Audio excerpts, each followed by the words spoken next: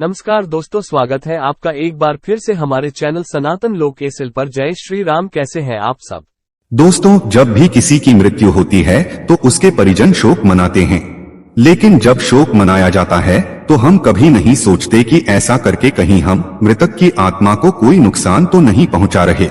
आखिर क्यों गरुड़ पुराण जैसे धर्म ग्रंथों में मृत्यु के बाद शोक करने को मना किया गया है? दोस्तों, धर्म ग्रंथों में कहा गया है कि मृत्यु एक परम सत्य है। बोलचाल की भाषा में जब किसी मनुष्य की जीवन यात्रा का अंत हो जाता है तो उसे मृत्यु कहा जाता है, जबकि हिंदू धर्म शास्त्रों में मृत्यु को अंत नहीं बल्कि मुक्ति कहा गया है और ऐसे समय में दुखी होकर विलाप करने को अनुचित बताया गया है। लेकिन दोस्तों, परिवार के किसी सदस्य की मृत्यु कोई शुभ घटना भी तो नहीं है। इसलिए जब किसी प्रियजन की मृत्यु हो जाती है तो रोना और दुखी होना यह बहुत ही साधारण बात है। लेकिन सनातन धर्म के अनुसार ऐसा करना मृतक आत्मा के लिए अशुभ बताया गया है। तो आइए जानते हैं कि हमारे धर्म शास्त्रों में मृत्यु के बाद शोक करने की मनाही क्यों है। इस विषय पर भगवत गीता में भगवान श्री कृष्ण ने और गरुड़ पुराण में भगवान विष्णु ने क्या कहा है, इस वीडियो में हम धर्म ग्रंथों के उन तथ्यों को भी बताएंगे जिन्हें आज का आधुनिक विज्ञान भी सत्य मानता है। इसके अलावा किसी प्रियजन की मृत्यु पर शोक न मनाने के बारे में भगवान बुद्ध ने क्या कहा है वह भी इस वीडियो में आगे जानेंगे। और अंत में हम आपको एक ऐसे विचित्र स्थान के बारे में बताएंगे जहां मौत के बाद मातम नहीं बल्कि परिवार के लोग ही जश्न मनाते हैं। दोस्तों, आम लोग अपने प्रियजनों की मृत्यु पर कई दिनों तक शोक मनाते हैं और यह भी देखने को मिलता है कि कुछ लोगों को किसी की मौत का जिंदगी भर के लिए सदमा लग जाता है। जिस व्यक्ति के साथ हम रोज उठते बैठते हैं, जब उनकी मृत्यु हो जाती है तब आंखों में आंसू आना स्वाभाविक है। रोना इसलिए आता है क्योंकि उस व्यक्ति से हमेशा के लिए बिछड़ जाने का दुख हृदय में घर कर जाता है, जो बार बार एहसास दिलाता रहता है कि अब मृतक व्यक्ति उनके साथ नहीं है। माया में फंसे मनुष्यों का प्रियजन की मृत्यु पर दुखी होना स्वाभाविक है, लेकिन इस दुख से आत्मा भी अछूती नहीं रहती। गीता के चौथे अध्याय और छठे श्लोक में भगवान श्री कृष्ण कहते हैं कि मैं इस संपूर्ण प्रकृति को नियंत्रित करके यहाँ मौजूद सभी प्राणियों को उनके कर्मों के अनुसार बार बार बनाता और जन्म देता हूँ। मैं उन्हें नया जीवन देता हूँ और सभी जीव अपने कर्मों के अनुसार जन्म पाते हैं। यही जीवन का सत्य है। गीता में ज्ञान देते समय श्री कृष्ण ने मृत्यु की तुलना वस्त्र बदलने से की है।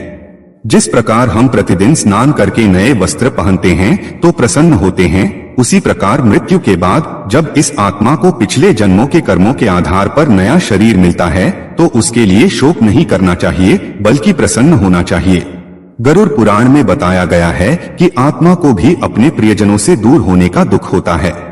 यदि आप बार बार उन्हें याद करते हैं तो मृतक की आत्मा माया से मुक्त नहीं हो पाती और आपको पीड़ित देख आपसे बात करने के लिए आपके आसपास ही भटकती रहती है। आत्मा को मोह के बंधनों से मुक्त करने के लिए गरुड़ पुराण में कुछ नियमों के बारे में बताया गया है, जिनका पालन मृतक के परिवारजनों को करना चाहिए, जिससे इस दुनिया को छोड़ने वाले को शांति मिल सके। इस नियम के अनुसार परिवार के किसी सदस्य की मृत्यु के बाद उसका दाह संस्कार उसके बच्चे या उसके प्रियजन द्वारा अवश्य किया जाना चाहिए, क्योंकि दाह संस्कार की क्रिया में जब शरीर नष्ट हो जाता है तो न केवल परिवारजनों का बल्कि आत्मा का भी मोह कमजोर पड़ जाता है, जिससे आत्मा को मुक्ति पाने में आसानी होती है। आइए अब आपको मृत व्यक्ति के लिए दुखी होने पर विज्ञान का क्या कहना है वह बताते हैं। विज्ञान के अनुसार मृत व्यक्ति को हर समय याद करने से मन में उदासी और अवसाद की भावना पैदा होती है और जब हम दुखी होते हैं तो हमारे शरीर में नकारात्मक बदलाव शुरू हो जाते हैं। शरीर में तनाव हार्मोन जैसे कॉर्टिसोल, एड्रेनालिन आदि बढ़ जाते हैं। ये हार्मोन दिल की धड़कन, रक्तचाप, श्वसन, मेटाबॉलिज्म आदि पर प्रभाव डालते हैं। अगर यह बदलाव लंबे समय तक बने रहें तो व्यक्ति के अंदर स्वास्थ्य संबंधी समस्याएं पैदा हो जाती हैं। ऐसे व्यक्ति का मस्तिष्क कमजोर पड़ जाता है और निराशा में रहने के कारण अंततः अपने आप को क्षति पहुंचाने की प्रवृत्ति तक पैदा हो जाती है। दोस्तों, आइए अब आपको बताते हैं कि भगवान बुद्ध ने परिवार के सदस्यों की मृत्यु पर शोक व्यक्त करने के बारे में क्या कहा है। इस विषय पर गौतम बुद्ध से जुड़ी एक कहानी प्रचलित है। एक बार एक बूढ़ी औरत गौतम बुद्ध के पास पहुंची। उस महिला की भगवान बुद्ध में गहरी आस्था थी। महिला के पुत्र की मौत हो चुकी थी और महिला बहुत दुख में थी। महिला ने सोचा कि भगवान बुद्ध उसके बेटे को जीवित कर सकते हैं। यही प्रार्थना लेकर वह बुद्ध से मिलने गई और अपने बच्चे को वापस जीवित करने के लिए कहा। बुद्ध ने महिला की बात सुनी और कुछ देर सोचने के बाद कहा, ठीक है, मैं उसे जीवित कर दूंगा, लेकिन तुम्हें ऐसे घर से एक मुट्ठी सरसों के बीज लाने होंगे जहां किसी की मृत्यु न हुई हो। ऐसे परिवार से सरसों लेकर आना जिसने किसी की मौत का दर्द न सहा हो। महिला को लगा कि कोई न कोई परिवार तो मिल ही जाएगा जहां पर किसी की मृत्यु ना हुई हो। बूढ़ी महिला गांव की ओर चल दी और घर घर जाकर पूछने लगी।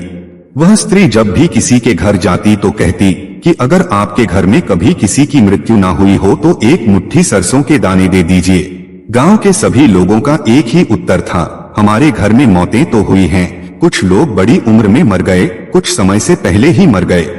जब सभी घरों से एक ही उत्तर आया तो महिला को समझ आ गया कि बुद्ध उससे क्या कहना चाह रहे थे। फिर जब वह बुद्ध के पास पहुंची तो उसे एहसास हुआ कि हर किसी को एक न एक दिन मरना ही है, चाहे वह कोई भी हो, इसलिए उसका शोक लंबे समय तक नहीं मनाना चाहिए। इस कहानी में भगवान बुद्ध ने संदेश दिया है कि किसी की मृत्यु पर ज्यादा समय तक शोक नहीं मनाना चाहिए, क्योंकि मरना तो सभी को है। शोक करने से वर्तमान तो खराब होता ही है, साथ ही इसका असर हमारे भविष्य पर भी पड़ता है।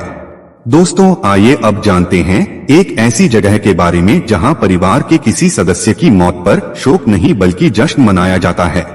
दुनिया में अनोखा बाली द्वीप एक ऐसी जगह है जहां मौत पर शोक नहीं मनाया जाता बल्कि त्योहार की तरह मनाया जाता है। अन्य समुदायों या स्थानों में जहां परिवार के किसी सदस्य की मृत्यु अपने पीछे असहनीय दर्द और भावनात्मक क्षण छोड़ जाती है, बाली द्वीप समूह में यह किसी उत्सव से कम नहीं है। यहाँ जब किसी की मृत्यु हो जाती है तो परिवार के अन्य सदस्य नाचने गाने लगते हैं। उनका आनंद काफी लंबे समय तक चलता है। बालीवासियों का मानना है कि मृत्यु के बाद आत्मा सभी बंधनों से मुक्त हो जाती है, इसलिए परिवार के सदस्यों को उत्साहित होना चाहिए और बंधनों से आत्मा के मुक्त होने का जश्न मनाना चाहिए। ऐसा करने के पीछे उनका मानना है कि मृत्यु के बाद उनके परिवार के सदस्य की आत्मा दुनिया के सभी दर्द और पीड़ा से मुक्त हो जाती है और मोक्ष की ओर बढ़ जाती है। दोस्तों, उम्मीद करता हूँ कि मृत परिवार की मृत्यु पर शोक क्यों नहीं मनाना चाहिए, इसका जवाब आपको मिल गया होगा। अगर ये बातें आपको समझ आई हो तो वीडियो को लाइक करें और अपने बंधु बांधवों को शेयर करें। तो दर्शकों, उम्मीद करता हूँ कि आपको हमारी ये वीडियो पसंद आई होगी, और पसंद आई हो तो ज्यादा से ज्यादा लाइक और शेयर करें। साथ ही ऐसे ही और धार्मिक कथाओं के लिए सनातन लोक SL अभी सब्सक्राइब कर लें। आज के लिए इतना ही। आपका बहुत बहुत धन्यवाद।